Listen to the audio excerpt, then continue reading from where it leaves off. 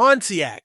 In the 1980s, that name was a promise of screaming chicken, decals, muscular lines, and cars that quickened your pulse. They told us repeatedly that they built excitement, and for a while with cars like the Pharaoh and the fire-breathing Trans Am, they absolutely did. It was the era of big hair, bigger ambitions, and cars with a swagger. But for every rule, there's an exception. And for every promise of excitement, there was this. The 1987 Pontiac T-1000. This wasn't the car you took to a street race. This wasn't the car you dreamed of on your bedroom poster. This was the car your aunt, who still thought $1 was a lot for a gallon of gas, drove to the grocery store. It was Pontiac's version of the Chevrolet Chevette, the undisputed champion of basic no-frills transportation. It was, in essence, the automotive equivalent of a beige filing cabinet. And yet decades later, one of these managed to pop up on Bring a Trailer, not as a joke, but as a genuine, remarkably preserved piece of history. It's a car so mundane, its very survival is extraordinary. So today we're not just looking at an old car auction. We're taking a trip back in time to understand how the company that built excitement also built the T-1000 and why this little survivor is more interesting than you could ever imagine. To understand the T-1000, you have to rewind past the neon-soaked 80s and into the grim reality of the 1970s. The oil crisis hit the American auto industry like a ton of bricks. Suddenly, the land yachts of the 50s and 60s seemed like dinosaurs. Fuel economy wasn't a feature, it was a necessity. General Motors needed a weapon to fight the influx of small, efficient, and increasingly popular Japanese cars from manufacturers like Honda and Toyota. Their answer was the T-Car platform, a global project that would underpin small cars all over the world. In the United States, this platform gave birth to the Chevrolet Chevette in 1976. The Chevette was simple, it was cheap, and it was rear-wheel drive, which was already becoming a bit of a throwback for economy cars. It was built to a price, and it felt like it, but it sold. It sold in droves because it was the right car for a nervous time. So where does Pontiac fit into this? By the early 1980s, every GM division was feeling the pressure to have a small, fuel-efficient car in its lineup. So in a classic case of badge engineering, Pontiac got its own version of the Chevette.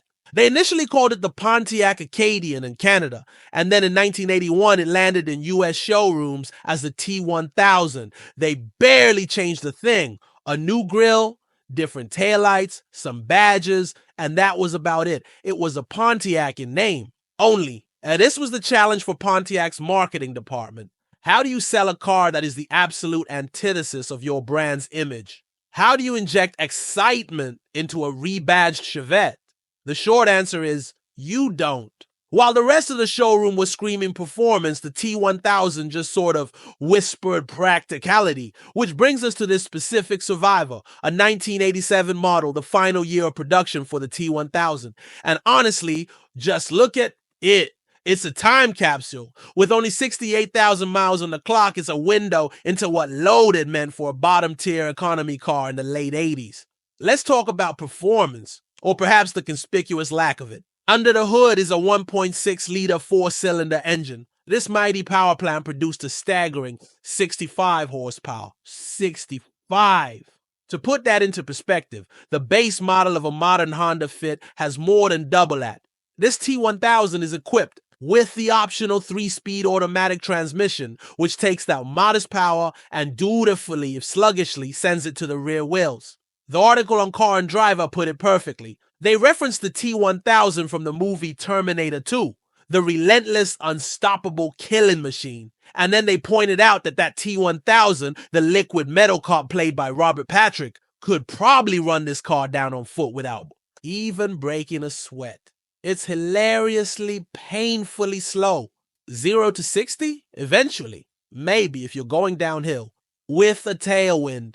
But to judge this car on its speed is to miss the point entirely. This car wasn't about the destination. It was about getting there without your wallet bursting into flames. And this particular example is surprisingly well appointed for what it is. It has power steering, a genuine luxury. It has cloth trimmed, Seats, which are a definite step up from the standard vinyl that would sear your legs in the summer. It has an AM/FM radio and even factory air conditioning. In the world of T1000s, this thing is the equivalent of a fully loaded Maybach. Of course, it's not perfect. It's a 30-plus-year-old economy car.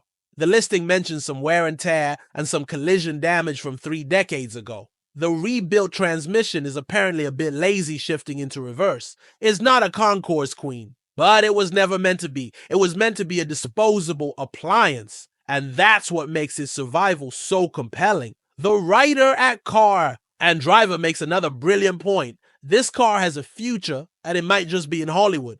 Not as the hero car, of course. The T1000 will never be the next General Lee or KITT. But think about it. If you're a filmmaker creating a period piece set in, say, 1989, you need to populate the world with the cars people actually drove. You need the background cars, the set dressing that makes the world feel authentic. You need the humble, everyday workhorses that filled parking lots and suburban driveways. You need Chevettes and K-cars and Ford Tempos, and you definitely need the occasional Pontiac T-1000. This little car is a rolling piece of set design. A few gigs as an extra in a movie or a TV show, and it could genuinely pay for itself. It's not glamorous, but it's a potential career path this Pontiac probably never saw coming. It's a throwback to a different era of driving, an era before every car had a touchscreen, a million airbags, and enough horsepower to launch you into orbit. This was honest transportation. It was a car you could understand just by looking at it. It had inexpensive running costs that, as the article cheekily puts it, won't terminate your wallet. The puns are just too easy, aren't they? No problemo. In the end, the 1987 Pontiac T-1000 is a paradox. It's a relic from a brand that built its reputation on excitement, yet it offers none. It's a clone of one of the most basic cars of its time, yet this loaded example feels almost luxurious in its own humble context. It was designed to be driven, used up, and forgotten, yet its survival makes it unforgettable. We often celebrate the icons of the automotive world, the supercars, the muscle cars, the legends. But there's a different kind of importance in the cars that everyone drove.